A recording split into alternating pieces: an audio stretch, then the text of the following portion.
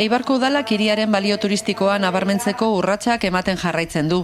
Horretarako, bisita gidatuen egutegi berria antolatu du DBGesarekin elkarlanean.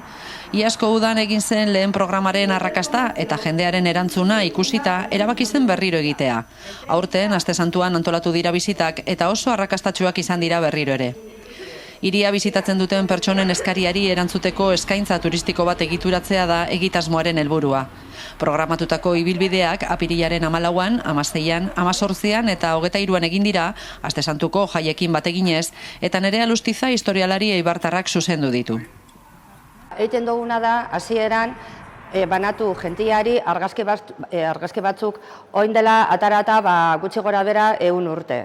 Eta horren irudien bitartez ikusten da nola zan Eibar orain dela 100 urte eta nola da transformazioa gaur egunera arte.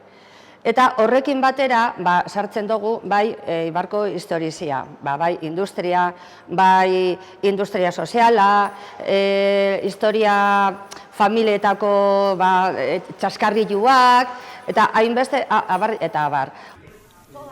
Bizita gidatuen programa berri honen ibilbideak tren geltokian hasi eta inguruko beste eraikin batzuetatik pasatu ondoren, Estazio kaletik jarraitzen zuen, bertako beste toki batzu bizitatuz, hala nola Astelena taberna, outlet denda, Krutzeta etxea eta Aierbetxea.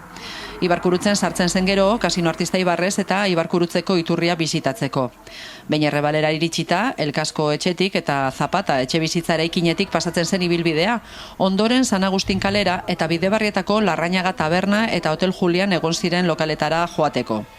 Eibarko bizikleta plazan, Kasino Artista Ibarrezen lokala bisitatu eta Txiriokal eta Fermin Kalbeton kaleetatik ibili ondoren, Untzaga plazan eta Udaletxean bertan zuen amaiera ibilbideak. Orduan jentia joaten da oso pozik, azkenian kontatzen dugulako Eibarko historia eta askotan Eibarko jentiak ez dakidana eta kanpotarrak be datozenak azkenian dakixe ze pasatzen dan edo ze pasau zan Eibarren orain dela 100 urte eta igual gerra baino lehen eta gerra ostian. Orduan eta gaur egun be bai. Eta horrekin batera jentia behintzat erantzuna oso ona izan da. Biziten programa euskaraz eta gaztelaniaz egindakoak iazko abuztuan hasi zen. Sekulako erantzuna izan zuen, parte hartze handiarekin eta horregatik udaletxeak esperientzia errepikatzea erabaki zuen. Aurten ere, jendearen erantzuna ikusgarria izan da, eta izan ere data batzu bikoiztu behar izan dira, Eibarko historia sakonago ezagutzeko gogoa zutenen eskaerari erantzuna izateko.